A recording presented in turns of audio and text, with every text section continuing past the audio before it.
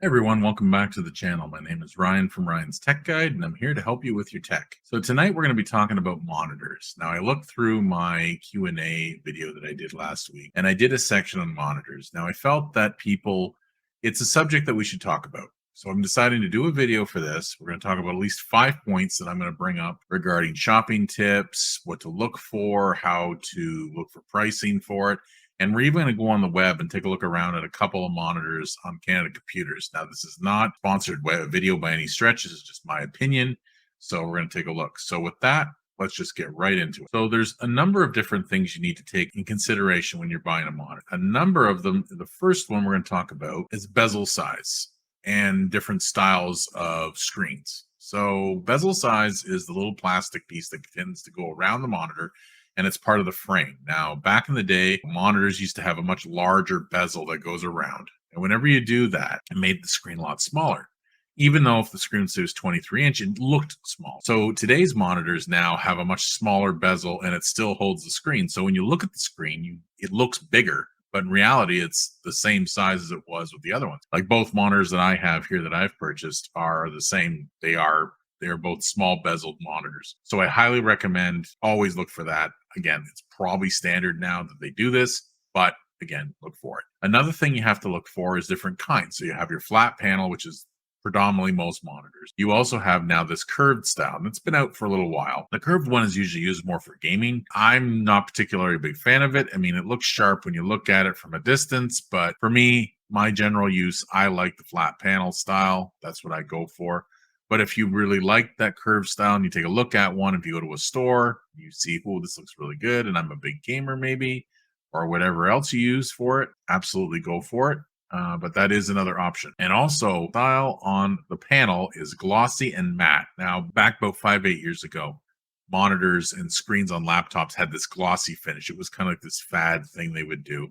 And people thought, oh, this looks great. It makes the picture sharp. In reality, I found it actually very distracting. If you're in a high fluorescent room, you would always see your reflection of yourself, anyone behind you, or even the lights themselves. And I didn't care for that. Now, I always bought laptops or recommended laptop screens or desktops, the matte style flat finish. And it just makes the picture look sharp, looks really good. That's what I tell people. Just look for that. Second thing we're going to look at is screen size and resolutions. Now, screen size, number of different sizes from 19 used to be 19 and 17-inch were the big monitors back then. Now 23-inch widescreens and are now standard across the board. I highly recommend that's the minimum you go with, at least 1080p. There are higher resolutions. That would be 4K and 2K, which is basically the 4K monitors have become more of a lot of gaming folks like to use those or create content. That's another one as well. And of course, as the bigger the resolution, you can put more icons, you can have much sharper picture. It just looks really nice. Now, the prices have come down as well with 4K, which is also something you need to keep in mind. But again, 1080p will work just fine for pretty much anybody, especially in an office setting. It's the one I would recommend. So with that, the next step is the different kinds of monitors. Now, the different kinds. So you have two kinds. You have your TEN panel and an IPS panel. Now, these have been household names for a while. TN is not as good as IPS. The IPS is far better. But if I'm going to go into TN itself, it's called twisted pneumatic. That's what they call it. And it's the oldest form. Now, what I mean by oldest form, has been around the longest. It's notorious for being not as sharp, not as bright. I found, like, I've used TN laptops that have TN panels in them. I don't care for them that much at all.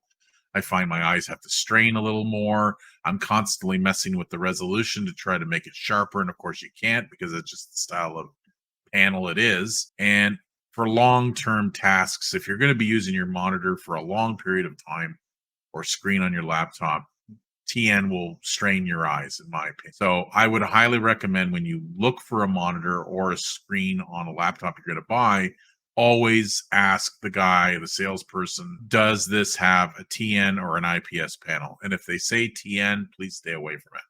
Always go with the next one, which is, I say, IPS or in-plane switching. That's the official. So in-plane switching or IPS is the best one available. It's pretty much standard across the board for all monitors. They all come with a measurement because they're LED, and LEDs usually, the lower the number, the faster response time you see. So you don't see artifacts or anything else that you see whenever, like, especially high speed moving, like games, sports, anything like that, just like in a television. 5 milliseconds or lower is my preference. Most office settings, 5 milliseconds is perfectly fine. Even a little higher is okay, but five is what I recommend, or lower. Gamers, like my monitor I'm using here is 1 millisecond. So, or two, one or the other. Highly, highly recommend that. 1920 again by 1080 is that. When it comes to 4K and 2K, well, 4K is 3840 by 2160. So again, that's just 4 times the size of a 1080p screen. So again, this is what I recommend. IPS, always go IPS screen and nothing else. That's my recommendation there. Now, the next point I'm going to bring up is brands. Brands are important as well. I think they're actually one of the most important. The 4 brands I recommend are LG, ViewSonic, Asus or Asus, and Samsung. Now, LG and ViewSonic, I bought for many years for my monitors. I have no complaints about them whatsoever. My ViewSonics and LGs were great. They lasted long, long time. Their colors are phenomenal to look at. They offer really good deals. I find them very fair. Now, ViewSonic is also known to be more expensive, but I find their color uh, quality is really, really high. LG is probably one of the nicest ones to look at, and for the price point you pay. Asus and Samsung, of course. Asus has been around a little long enough with monitors, but they've basically been motherboard company and doing other stuff with computers. But they got into this, and I have an Asus monitor on my right side. Very sharp, very nice to see, and the colors are really, really good. So again, Asus for the general population and even gaming as well. Highly recommended. And I don't need to say much about Samsung. Samsung panels are, second to none. I mean, they are really, really good. Televisions, of course, are their main thing, but also monitors are also something to consider. But you will pay a premium for Samsung as well. I find they don't have as many deals, or their prices are higher, but that's fair because when you're number one, hey, you can do what you want, right? So Acer and BenQ. Now, Acer and BenQ have been around a long time as well. Not ones I highly recommend. I don't care for them personally, but I just wanted to bring them up just so that you know that it's the other side. Some people have used them, they like them. I've never been too fussy for them. I found when they would break a little more often, they wouldn't last as long. That's stuff that I've noticed. Again, that's my opinion. That's not anything against Acer and BenQ itself. I mean, they've had a number of monitors that have worked out really well, but they're just not for me. So again, it all depends on personal preference, but for the ones that I recommend myself for this video are the LG, ViewSonic, Asus, and Samsung. With that, I think I'm going to move over. The final thing we're going to do tonight is I'm going to go onto the web and I'm going to show you a few monitors so that you can have a look around and see the difference. Now, I'm going to bring this up. So I'm on Canada Computers. Now, Canada Computers, again, in the video for the Q&A, I did a lot of reviews for their product, not the sponsored video. This is just where I shop. I tend to buy here. And I find that their monitor prices are very fair. One of the things, a number of things I recommend is you always look at the difference between a 23-inch and a 27-inch. Now, 3 inches for the monitor is not a big deal, but I find it makes a bigger difference, especially with what you're doing. And sometimes the prices can be better with the 27. The deals are better than the 23. But either way, I'll show you a couple and I'll just give you a brief explanation and we'll wrap up the video from there. Like this one, for instance, this is Asus one here, 23-inch screen. It's a 1 millisecond, really good. So gaming, general use, really good monitor, amazing colors. This is actually one very similar to one I have, 1920 by 1080, standard 159. Now it's only a savings of $10, but 159 for a 23-inch monitor of this quality is excellent. It's a really good monitor to look at. And again, like in this store here where I live, Ottawa Orleans has, so they have lots of stock. It does the 16 by 9. Again, it's got the adaptive coloring. It's got all kinds of other little features that they have. It also has the blue light, which is something you should also consider. Blue light technology built into most monitors today, which is the blue light that comes out and it can affect you for sleep. The blue light can affect your vision and all that, and it'll keep you up. It's been known, it's been documented to do that. So these actually have blue light filters built into them now. So always look for a blue light filter as well. And I mean, like on this website, they do specifications. Again, like in the Q&A, I'm not going to go into great detail, but these are all things to look at in here. So that is a 23-inch with Asus. I will see if I can find one more. I can find an LG. So here's a 1 millisecond. So there's 13 at this location. So there's other companies too, like MSI. These are all companies that are computer companies. Optic, AOC. These are all related with computers themselves. And there's only so many people who make panels, just so you know.